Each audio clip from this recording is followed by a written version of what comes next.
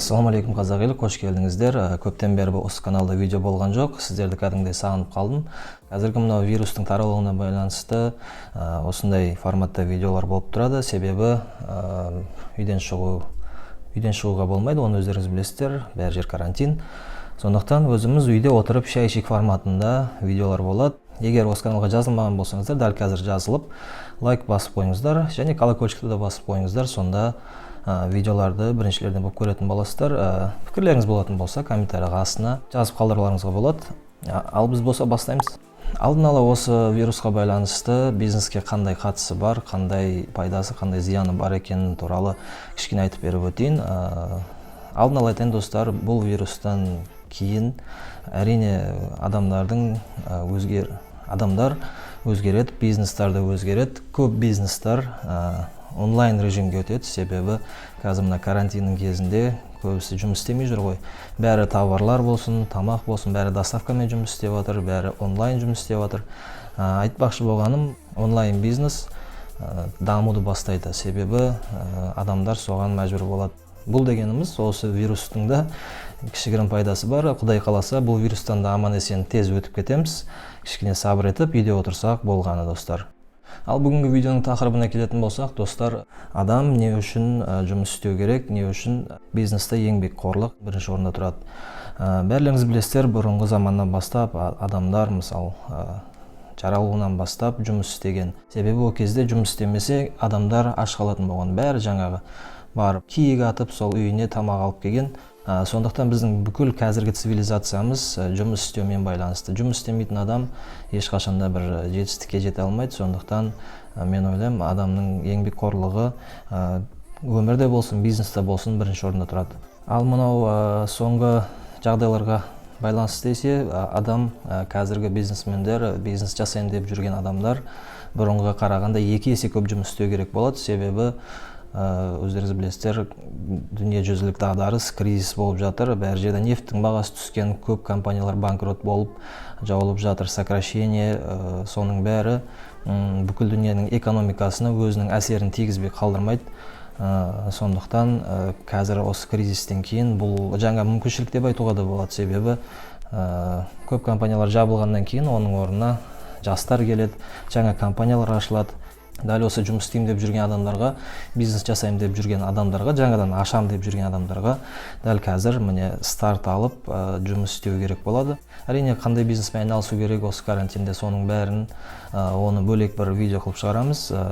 Бір айтатыным, онлайн бизнестен бастаған дұрыс, себебі қазір офлайн бизнес дәл карантин кезінде жұмыс жүрмей жатыр.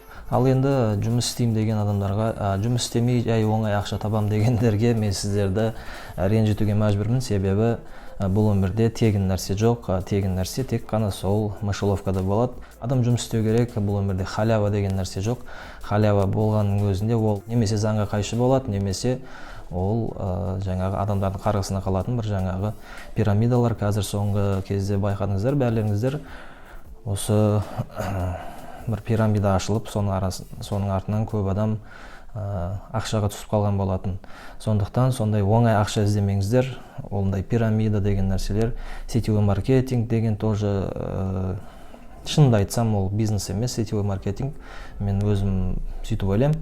Мен қазір ойларым ары бері секіріп жүр. Сондықтан общий бір темаға келтіргім келіп отыр. Бұл өмірде халява жоқ. Ол ашы шындық. Халява болса егер, мысалы үшін, жұрттың бәрі жұмыс істемей оңай ақша тауып жүретін болатын еді. Ал бүгінгі видеоның тақырыбына қайтатын болсақ, не үшін жұмыс істеу маңызды? Дәл қазір карантин кезінде бәрлеріңіз үйде отырсыздар, сондықтан мен сіздерге өзімнің кеңесім, өздеріңіз қызығып жүрген бір жұмыс болатын болса, қызығып жүрген бір сала болатын болса, сол нәрсені үйреніңіздер. Күнде мысалы үйде бекер отырып кино көргеннен, одан да жақсы бір кітап оқыңыздар. Өздеріңіз қызығып жүрген бір саланы жақсылап үйреніңіздер. Қазір мысалы қиын емес, қандай бір бизнес үйренем десең де, бір сала үйренем десең де, дизайнер, программист болам десең де, бәрі интернетте бәрі тегін үйренулеріңізге болады. Сондықтан уақытты бекер өткізбеңіздер. Егер сіздер осы карантиннің кезінде сол нәрсеге дайындалып, осы карантин біткеннен кейін сіздер басқа соны істемей жүрген адамдардан бір қадам алдын өтіп кетесіздер. Дизайнерлікке қызығатын болсаңыздар, күнде жұмыстан келіп тамақ ішіп болғаннан кейін 1 сағат сол дизайнерлікке байланысты видеолар көріңіздер, кітап оқыңыздар, соны үйренсеңіздер, күнде 1 сағат істесеңіздер, жылына мысал 365 сағат жұмыс істесеңіз, біраз нәрсені үйреніп аласыздар. Әрине одан көбірек жұмыс істеуге болады, бірақ өздеріңізге планка қойып алыңыздар, минимум осы салада күніне 1 сағат жұмыс істеймін деп. Сол кезде тәртіптілік болады, содан кейін сол саланың маманы болып жетсеңіздер, әрине одан кейін өздеріңіздің жұмыстарыңызды қойып, сол салаға жайлап өтулеріңізге болады. Мен сіздерге кеңес бермейтінім, қазір жұмыс істеп жүрген жұмыстарыңыздан босап, жаңадан бастаймын, бизнес бастаймын, немесе жаңа бір саланы бастаймын деп ойламаңыздар. Себебі сіздерге келіп тұрған ақша, ол сіздер жаңадан бастайтын болсаңыздар, басқа бизнесті келіп тұрған ақша келмей қалады және қиналып қалатын боласыздар. Сіздерге кішкене түсінікті болу үшін еңбекқорлықтық жұмыс істеудің қаншалықты маңызды екенін спортсмендердің мысалында сіздерге келтіріп берейін. Бәрілеріңіз көрдіңіздер соңғы мынау Канело мен Геннадий Головкиннің бойын. Мен сол бойды әрине мен де көрдім. Мен таңғалған жерім сол кезде екеуі де 12 раунд кәдімгідей бокстасып, 12 раундтан кейін кәдімгі свежий болмаса да тағы бір 5-6 раундты қиналмай тағы өткізіп бере алатын жағдайда екенін көрдім. Мысал, спортпен айналысып жүрген жігіттер болатын болса, әсіресе мынау бокс болсын, жаңағы боевой искусстволармен айналысып жүрген адамдар болатын болса, олар өте жақсы біледі. Мынау тренировкада жасаған 2 сағаттық жұмысын кәдімгі реальный бойда сіздерге 15 минутқа ғана жетеді. Ол дегеніміз не? Мысал, сіздер кәдімгі спарринге түсетін болсаңыз, өздеріңіз білетін жаңағы спорт залда сол кәдімгі спарринге түсіп, 1 сағат спарринге түсе алатын болсаңыз, ал шынайы жаңағы ринге шығатын болсаңыз, ол жерде жаңағы 1 сағаттық еңбегіңіз кәдімгі бір 5 минутта ғана бітіп қалады. Себебі шынайы бойда сіз тек қана жаңағы спаррингдегідей емес, ол жерде бүкіл миыңызбен жұмыс істейсіз. Жаңағы психологиялық тұрғыда дайын болуларыңыз керек болады. Физически өте күшті, қатты дайын болуларыңыз керек болады. Ондай болмасаңыздар, әрине ұтылып қаласыздар. Сондықтан бизнесте де өмірде де дәл солай. Жаңағы айтқанымдай, сіздер дайындалып, қанша көп дайындалсаңыздар, соншалықты бизнесте өте оңай болады. Орыстар айтады ғой, тяжело в учении, легко в бою деп. Сол сияқты қаншалықты көп дайындалсаңыздар, соншалықты өмірде, бизнесте, басқа жұмыстарыңызда соншалықты оңай болады. Тағы бір мысал футболистерді алатын болсақ, Месси мен Рональдоны бәрілеріңіз білесіздер, бүкіл дүние таниды, жаңағы өте күшті, өте керемет спортсмендер екеуі де. Мессиге келетін болсақ, ол Мессидің өзі Құдайдан берілген таланты бар. Ол қатты күшті дайындалмаса да өзінің талантымен жаңағы жақсы ойнап жүр. Мені көбірек қызықтыратын, мені көбірек мотивация беретін маған Рональдо. Мысалы, Рональдоны бәрілеріңіз білесіздер, қатты дриблинге күшті емес, жай бала кәдімгі көше сыпырып жүрген баладан былайша айтқанда сондай әлемдік жұлдызға айналды. Оның бәрі еңбектің арқасы. Мысалы, ютубта да көретін болсаңыздар, Рональдоның жаңағы өзінің берген интервьюларын естетін болсаңыздар, ол күніне өте көп уақытын тренировкаға бөледі, өте қатты дайындалады, өте көп еңбектенеді. Соның себебінен ол қазір бүкіл дүниелік жаңағы жұлдыздардың, топ жұлдыздардың қатарына кіреді. Бәрілеріңіз білесіздер, футболда да оңай емес, тек қана ол жерде физика емес, жаңағы психологически өте қатты дайын болу керек. Себебі сені сол стадионның өзіне минимум 50 мың адам көріп отыр. Одан басқа миллиондаған адамдар сені прямой эфирден көріп отыр. Оның бәріне жаңағы шыдап беру оңай емес жай адамға. Ол жерде дұрыс шешім қабылдау керек. Сенің бір ғана қатең бүкіл карьераңды сындырып тастауы мүмкін.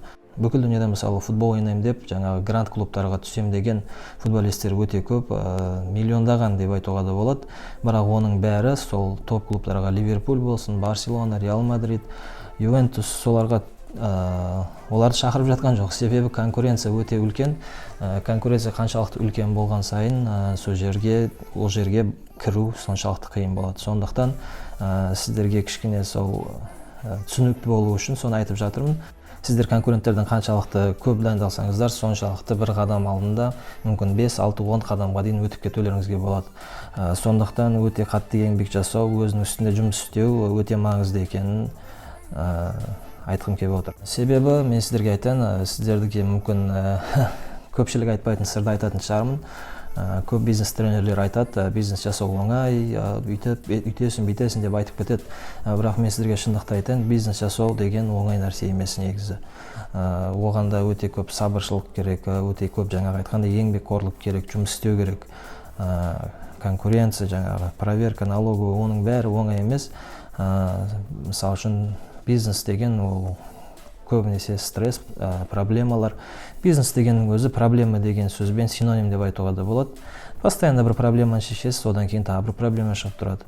Егер бизнес жасау соншалықты қиын болатын болса, неге жұрттың бәрі бизнеске қызығатын, бизнесмен болғысы келеді деп айтуларыңызға болады. Мен оны айтып кетейін, бизнес деген мысалы ол наркотик сияқты. Проблемалар шыққан кезде, мысалы адам, сол бизнес жасап жүрген адам кайф алуды білу керек, сол бизнес процесстен. Келіп жатқан проблемаларды шешкен сайын, мысалы адам содан кайф алады. Сондықтан бизнеспен айналысам деп жүрген болсаңыздар, сол нәрсеге сіздер менталды түрде, жаңағы психологиялық түрде дайын болуларыңыз керек. Проблемалар әрине болады, бизнес оңай емес. Сондықтан сол нәрсеге дайын болыңыздар. Бизнеспен айналыспаймын деп жүрген адамдар болса, әрине көріңіздер, айналысыңыздар, себебі бизнес деген ол кәдімгі өмірдің бір сабағы деп айтуға да болады. Адам кішкене еңбекқор болады, дисциплинасы көтеріледі, себебі ол жерде дисциплина болмаса, бизнесте жетістікке жету қиын болады. Осы видеоның соңында айтқым келіп отырған бір мәселе, бұл өмірде көбісі сіздерді, айналаңызда жүрген адамдар сіздердің жетістікке жетулеріңізді қаламайды, себебі олар сондай өмірге, сондай шаблонға үйреніп қалған. Сіздердің сол жаңағы бір оқуды бітіріп, бір офиске жұмысқа тұрып, тұрақты айлық алып, тұрақты өмір сүрулеріңізді қалайды. Егер де сіздер сол нәрсеге қарсы болсаңыздар, жаңағы шаблонный өмірден басқаша бір биіктікке жетем дейтін болсаңыздар, әрине күнде жұмыс жасаңыздар, еңбек етіңіздер, сонда ғана биіктікке жетесіздер. Әрине Қазақстанда ондай биік белестерден көрінетін адамдардың көп болғаны жақсы. Ол экономикаға жақсы, өздеріңізге жақсы. Ал егер видеоны аяғына дейін көрген болсаңыздар, сіздерге үлкен рахмет. Осы каналға жазылып қойыңыздар, лайк басып, колокольчикті басып қойыңыздар, және достарыңызбен бөлісіңіздер. Осындай форматтағы видеолар сіздерге ұнап жатса, әрине өз пікірлеріңізді комментарийға жазып қалдыруларыңызға болады. Бәрін оқып, сұрақтар болса жазыңыздар, әрине қолдан келгенше жауап беруге тырысатын болам. Үлкен рахмет, сау болыңыздар.